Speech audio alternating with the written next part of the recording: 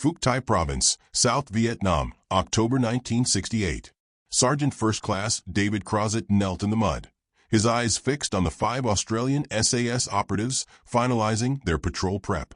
Their efficiency was unnerving, a silent ballet of lethal purpose. Not a word was spoken. Communication flowed through a language of glances and gestures so refined they seemed telepathic. One man secured his webbing with the slow, deliberate precision of a bomb disposal expert. Another cleared the action on his L1A1, his hands knowing the weapon by touch alone. Crozet was on loan from the 5th Special Forces Group, attached to the SAS as part of a Pentagon-directed observer program. His mission was simple: dissect their effectiveness. Washington needed to know how these small Australian teams were consistently achieving kill ratios that defied belief, 15 to 1, 25 to 1, sometimes higher. He had read their after-action reports and debriefed their commanders, but seeing them in the flesh was a different lesson altogether. The point man, a wiry sergeant from the outback, met Crozet's gaze for a fraction of a second and gave a slow, deliberate blink. It was time. The patrol dissolved into the triple canopy jungle.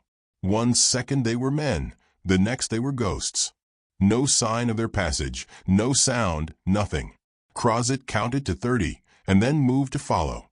The crunch of a single dry leaf under his own boot echoed like a gunshot.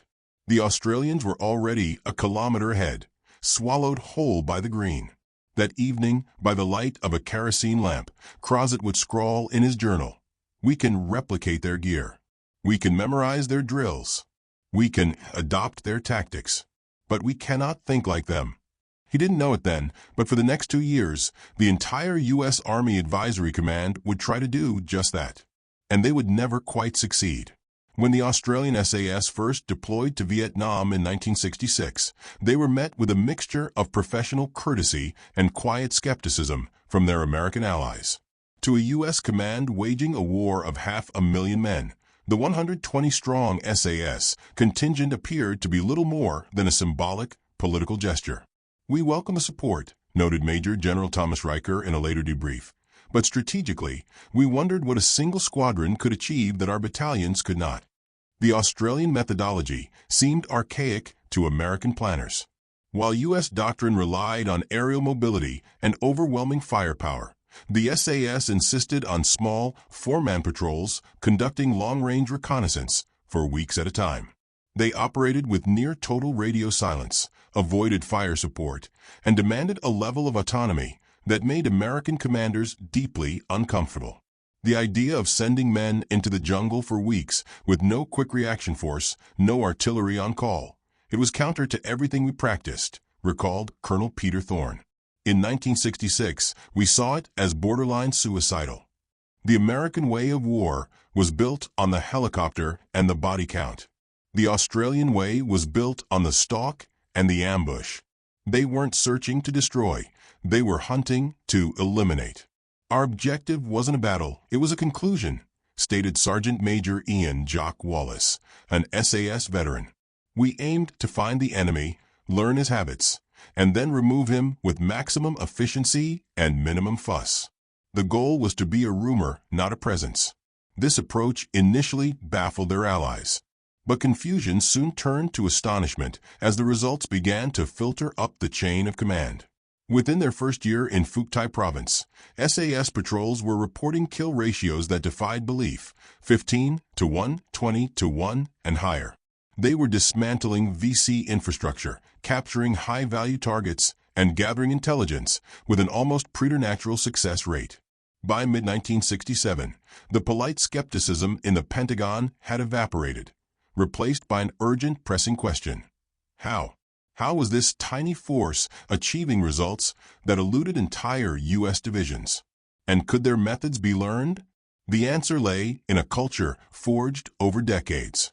The Australian SAS, drawing on its British origins, had perfected a model of special operations that was less about combat and more about a craft. Selection was a 6-month crucible with an 85% attrition rate, designed to break men, not just test them. "The beret isn't awarded for physical strength," explained Corporal David Sterling. "It's given for mental fortitude, for the ability to think when you're exhausted, hungry, and alone. The regiment doesn't want heroes, it wants professionals. Their training was a brutal curriculum. They learned tracking from indigenous Australian bushmen, jungle craft from Iban tribesmen from Borneo, and silent killing from World War II commandos.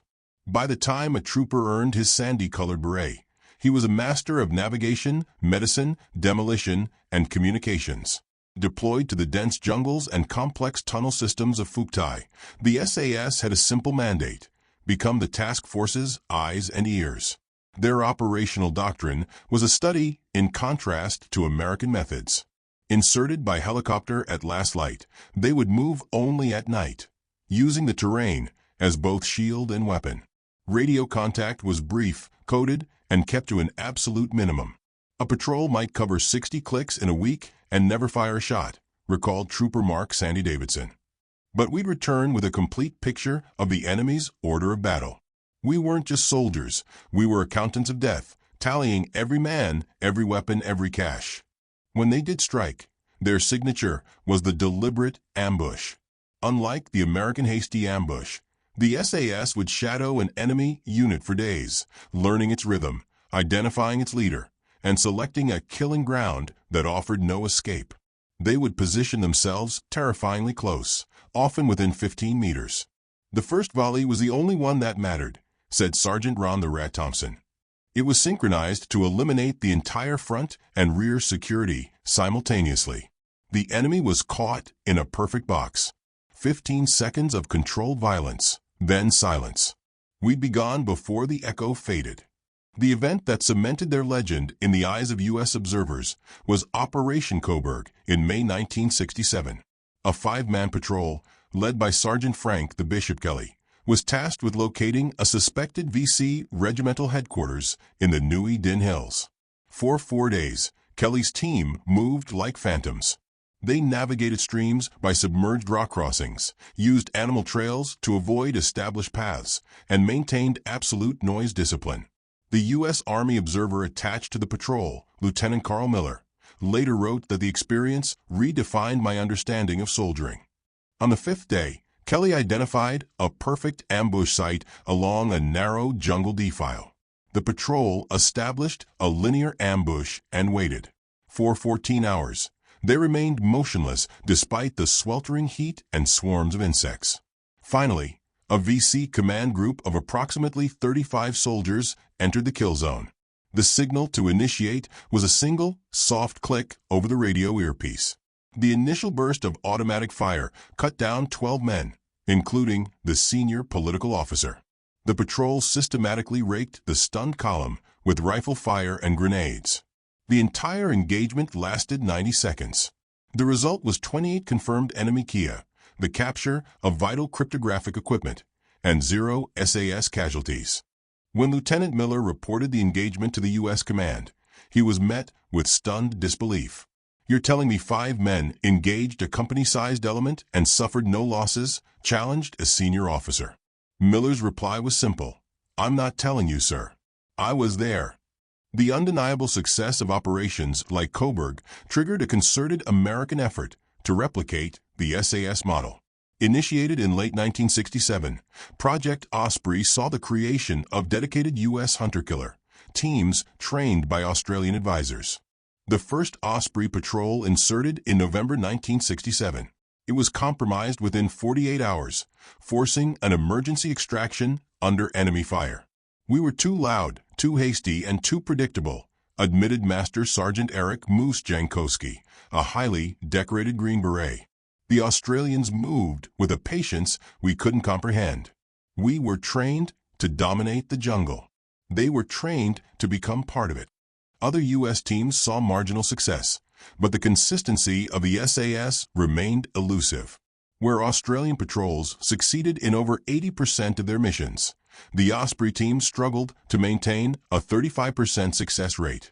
The problem, analysts soon realized, was not one of tactics, but of culture. As Colonel Thorne later reflected, the SAS builds a thinking trooper over 3 years. We were trying to create one in 3 months. They had a century of institutional patience. We had a doctrine of immediate results. The fundamental divide was philosophical. The U.S. military rewarded aggressive initiative and decisive action. The SAS cultivated patient deliberation and invisible precision. The two mindsets were, at their core, incompatible. By 1968, the Pentagon shifted its strategy from replication to integration. Australian SAS instructors were embedded in U.S. Special Forces schools, while American LRRP and SEAL teams began extended cross-training with SAS squadrons. Some techniques transferred effectively. U.S. units adopted the hard routine of silent patrol bases, minimalist gear, and advanced camouflage. They learned sophisticated tracking and counter-tracking methods. The Australians taught us to see the jungle not as an obstacle, but as a weapon, said Navy SEAL Lieutenant James Jimbo O'Rourke. It was a paradigm shift from being a soldier to being a predator. However, the core of the SAS effectiveness, its radical decentralization of command, proved impossible for the U.S. to fully embrace. An SAS patrol leader in the field was a sovereign entity, making critical decisions without consulting higher command. In contrast, even the most elite U.S. teams were bound by layers of oversight, frequent radio checks, and pre-approved rules of engagement. "We planned the perfect ambush," recalled Command Sergeant Major Ben Doc Holliday, "and then Command would demand we deconflict with aviation, have a quick reaction force on standby, and coordinate with the nearest artillery unit." By the time the paperwork was done, the enemy was back in Cambodia. The Australians, in turn, learned to operate within the American system, though it often meant sacrificing their prized autonomy for the sake of joint operations. Despite the challenges, the SAS only grew more effective. By 1969 to 1970, their kill ratios had soared to an almost mythical 30-1. They had mastered the company killer ambush, where a single 5-man patrol could decimate a unit 10 times its size. Operation Mandrake in August 1969 became the stuff of legend. A patrol led by Sergeant Walter Wally Gibbs tracked a hardened VC main force company for 7 days through the long high hills. They documented the enemy's routine with clinical precision before launching a devastating ambush at first light as the VC prepared their meals. The result was 47 enemy killed, a massive haul of weapons and intelligence, and yet again, 0 SAS casualties. The statistics were one thing, said a later CIA assessment, but the psychological impact was another thing entirely. The SAS had earned a terrifying reputation among VC and NVA units, who referred to them as Ma Rừng, jungle ghosts. Captured enemy documents revealed orders to avoid contact with the phantoms at all costs. "They fear our silence more than your shells," an SAS corporal told his American counterpart. "You can hide from artillery. You cannot hide from us." When the Australian SAS finally withdrew from Vietnam in 1971, they left behind a legacy of staggering efficiency. A force that never numbered more than 120 men had accounted for over 500 confirmed enemy kills and countless more likely, achieving the highest kill ratio of any Allied unit. The American effort to copy them had produced improved tactics and more capable long-range reconnaissance units, but it had failed to clone their success. The ultimate lesson was clear, if humbling. "We learned that true excellence is cultural, not technical," wrote General Thomas Riker in his memoirs. "We could adopt their gear and their drills, but we could not import their soul."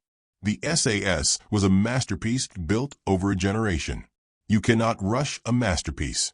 The influence, however, was profound. The 1977 formation of Delta Force drew directly on the SAS model of selection and small unit autonomy. The U.S. Army's modern surveillance units still employ tactics refined in the jungles of Phuoc Thai. At a veterans reunion in 1985, the mutual respect was palpable. "You blokes showed us how to move through a jungle without making a sound," an American LRRP veteran toasted his SAS counterpart. "And you fellas," the Australian replied with a grin, "showed us how to call in enough firepower to crack a planet." Different tools for the same trade. The Australian SAS proved that in the realm of special operations, the quality of the individual, forged in a culture of uncompromising excellence, will always outweigh sheer numbers or technological advantage. They were not just better soldiers. They were a different breed of warrior altogether. The legend of the Australian SAS was sealed not in victory parades, but in the silent, shadowed jungles of Vietnam. They became phantoms that the American military could observe, analyze, and admire, but never truly duplicate. Their legacy proved a fundamental truth of warfare, that the spirit of a single soldier, honed by an unyielding culture, is a weapon more potent than any battalion, any bomb, or any technological edge. They were more than elite. They were an evolution of the warrior, defined by a patience that could outlast the jungle itself, a precision that was mathematical, and a ghost-like presence that struck with absolute finality. The Americans gave them the name ghosts, not because they were unseen, but because their art was ultimately unknowable. Some doctrines cannot be transcribed in a manual. They must be lived. They are products of decades of ruthless selection and a tradition that prizes perfection over all else. This was the creed of the SAS, a lesson they embodied, and a lesson the Americans ultimately learned through humbling experience.